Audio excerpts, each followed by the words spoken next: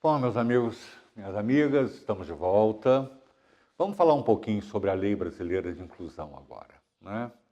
Uma lei de 2015 que começou a vigorar em 2016, janeiro de 2016, para que esse período do momento que ela foi aprovada ao momento dela iniciar ter sua vigência, que a gente chama de vacatio legis, foi exatamente para os municípios, Estado, o poder público mudarem suas legislações, se adequarem a ela.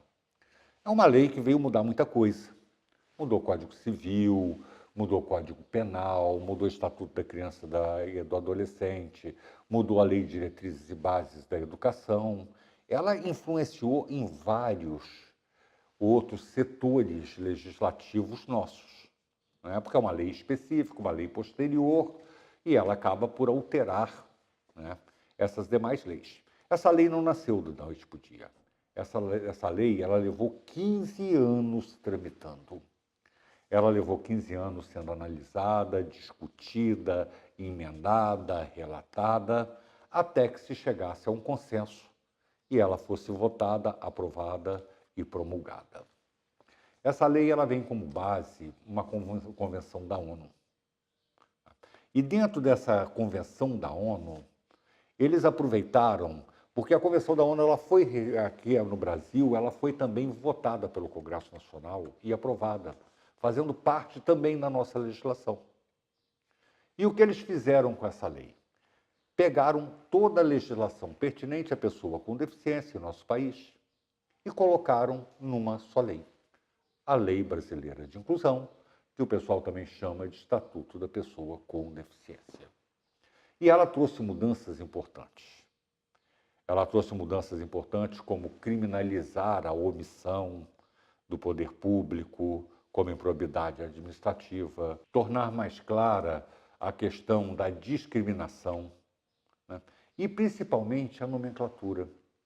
A nomenclatura que a pessoa com deficiência usa hoje, ela também foi objeto de estudo e discussão. Então, no seu artigo 1º, a lei diz o seguinte: é instituída a Lei Brasileira de Inclusão da Pessoa com Deficiência, Estatuto da Pessoa com Deficiência, destinada a assegurar e a promover, em condições de igualdade, o exercício dos direitos e das liberdades fundamentais por pessoa com deficiência, visando sua inclusão social e cidadania. Olha que interessante. É instituída a Lei Brasileira de Inclusão da Pessoa com Deficiência. Neste momento, a lei determina. A terminologia certa é pessoa com deficiência. Não é portador de deficiência, não é portador de necessidades especiais, não é excepcional, não é nenhuma daquelas nomenclaturas que se usava. O termo certo é pessoa com deficiência, destinada a assegurar e a promover em condições de igualdade. Nós temos um princípio constitucional da igualdade, aonde todos são iguais. E a Constituição garante os meios para que essa igualdade aconteça. Aonde costumam dizer os grandes constitucionalistas, os grandes juristas, né, que é tratar os iguais como iguais e os desiguais na medida de suas desigualdades. Ou seja, a pessoa tem uma desigualdade, você tem que equilibrar isso na forma daquela Constituição e da lei para que eles se equiparem, né? Para o exercício dos direitos e liberdades fundamentais. Esses direitos e liberdades fundamentais eles são garantidos na Constituição por pessoa com deficiência, visando sua inclusão social e cidadania. No artigo 2º, essa lei vem dizer o seguinte: considera-se pessoa com deficiência. Olha como eles frisam a nomenclatura. Pessoa com deficiência. Não é mais portador de deficiência, não é mais excepcional, não é mais deficiente físico. É pessoa com deficiência. Considera-se pessoa com deficiência aquela que tem impedimento de longo prazo, de natureza física, mental, intelectual ou sensorial, o qual em interação com uma ou mais barreiras pode obstruir sua participação plena e efetiva na sociedade, em igualdade de condições com as demais pessoas. Vejam bem, impedimento de longo prazo. Ou seja, aquela mobilidade reduzida provisória não caracteriza uma deficiência.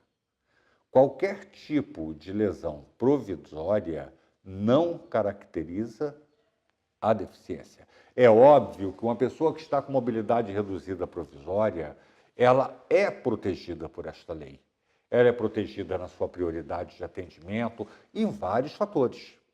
Mas isso não, aos olhos da lei, a caracteriza ou a beneficia como pessoa com deficiência.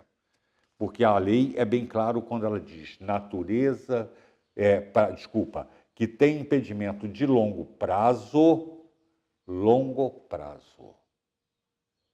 Também não diz que seja permanente. Isso é muito interessante. Ela não coloca o curto prazo, mas também não coloca a permanência. Isso até está sendo margem de discussão. Porque se você quebra uma perna, coloca um gesso, você vai ficar 30 dias. Isto é curto prazo. Não vai te caracterizar uma deficiência. Mas se a fratura foi exposta, você teve que fazer uma cirurgia, colocar aquelas ferragens alongadoras por fora, e você sabe que vai ficar 1 ano e meio, 2 anos com aquele aparelho. Isto é longo prazo, embora não seja permanente. Então, essa análise ela tem que ser feita com muito cuidado, porque essa análise hoje, tá? Ela não é só feita pela ótica médica. Antigamente, ela era feita somente pela ótica médica. A deficiência era uma coisa estritamente médica. Ao longo das nossas discussões sobre essa lei, vocês vão perceber que agora o fator de avaliação da deficiência, tá, é biopsicossocial. O que significa isso? Quando ele fala em barreiras, ele vai falar em barreiras até de atitudes. Então, é muito importante a forma que a lei foi redigida com o impedimento de longo prazo.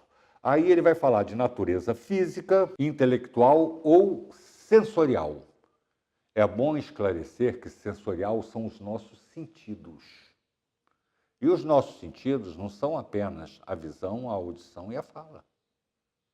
Nós temos outros sentidos. Ah, mas então o tato depende, porque a lei ela vai continuar dizendo que em interação com um ou mais barreiras, olhe bem que ele não coloca obstáculos arquitetônicos, urbanísticos, ele coloca barreiras. Tá? Possa obstruir sua participação plena e efetiva na sociedade e igualdade de condição com as demais pessoas. Ou seja, um dos sentidos afetados frente a uma ou mais barreiras, independente de qual o sentido. Se obstruir a participação plena e efetiva, caracteriza a pessoa com deficiência. Nós daremos continuidade a essa leitura da Lei Brasileira de Inclusão detalhada nos próximos programas. Nós vamos ler artigo por artigo, depois nós vamos ler essa lei por setor. Vamos falar da educação, da saúde, do esporte. Continue com a gente, vamos para o intervalo. Daqui a pouquinho estamos com uma entrevista aqui com René Lazari.